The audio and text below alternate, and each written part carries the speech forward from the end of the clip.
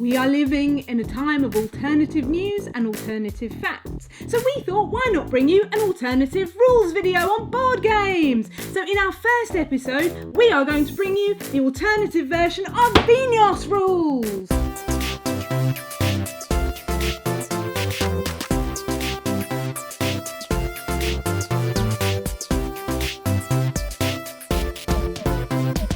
Vinhos is a board game about wine, and it looks very, very pretty, but basically it's just a roll and move game. I'm sure you've heard of one of those before, like Monopoly or Scrabble. So you move your piece around the board, but you can't see any dice. I hear you cry, how do you know how many spaces to move? Well, you shuffle these little pieces here up and you just pick one out, and whichever one you get, that's how many spaces you move. In this case, I got 2 spaces. But I can hear you saying, but it's not about wine, nothing's about wine yet. Well, this little bit here, the idea of this is whenever you land on certain bits of the board, you see these darker green ones here, like this and this here and this, you have to build your wine cellar as quickly as you can.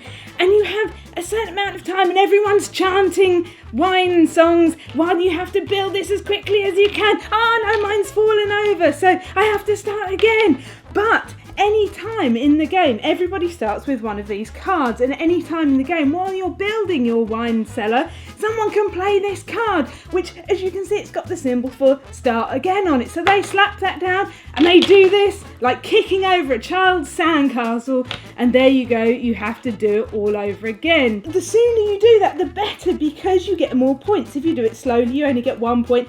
Faster, 2, 5 or 10, depending on how quickly you can build that cellar up. But the thing is, every time you land on one of the light green squares, like this one or this one, you also have to take a shot of wine. So we don't really know how the game ends because no one's ever really finished it. You want to get as much money in the game as possible that you get from building your cellar, if you remember, because that goes towards buying these houses. Now, you can see these little men don't really fit in the houses, so the idea is that you have to just put them around. They fall over sometimes because they're quite drunk too, because they're making wine. You put them around the house like this, and the more men you can fit round your house, the better. So the bigger your house is, the more men you can fit round it, and the more likely you are to win the game. But you will get more points for the little farmers that you put round your houses, rather than these men here who are just holding birds or something in their hands. So the more of these you can put round, the better, and the more wine that they will drink. So you want to kind of try and get rid of these here. You don't want those, and you start with some on your player board too that you really, really want to try and get rid of.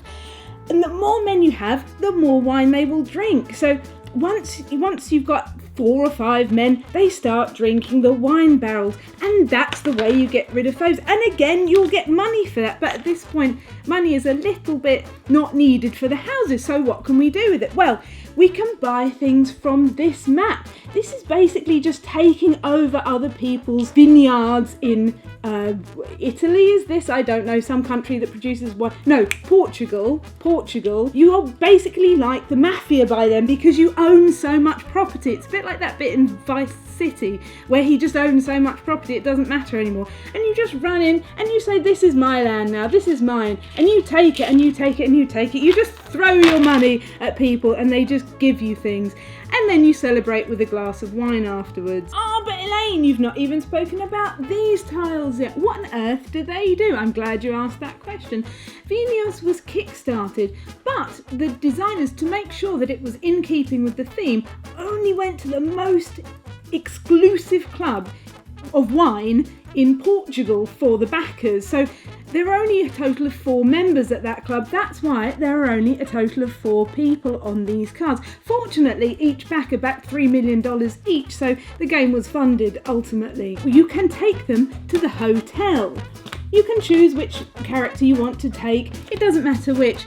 But whether you take them day or night makes a big difference, because everyone knows when you're a little bit drunk at night time, the value of the wine goes up quite significantly. Even if it's Tesco value wine, by the time it's night time and you've had a few glasses, you're not going to really care. So that's what you do, and you take them there And guess what? You get even more money for taking them there, but you have to spend some to pay for their stay overnight. Fortunately, you do get your money back after you've spent it in the hotel, because whether your person is just looking at the wine, whether they're tasting the wine, percentiling the wine, or sniffing the wine, they're going to rate you and say, yeah, that's great wine. I want you to make me some more. So they will pay you money to make some more, and that's where these tiles come in, because they will also pay you for your artwork, because it's a little bit like the Gallerist or a game like that, where you have to collect these artwork tiles that you will put up in your vineyard to make it look a little bit more winery-y. Now they are all the same.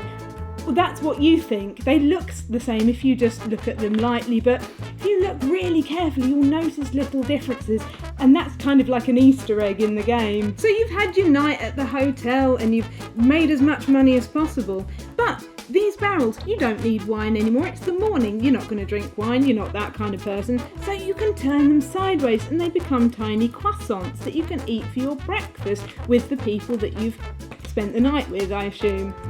Now, the way you win the game, as I mentioned, it's roll and move, just like Scrabble. You can have them move all the way around the board, and the one who gets to 100 first wins! In conclusion, Vinhos is a beautiful game. There's a lot of things that don't actually do anything because it's just roll and move, but they're very, very pretty pictures.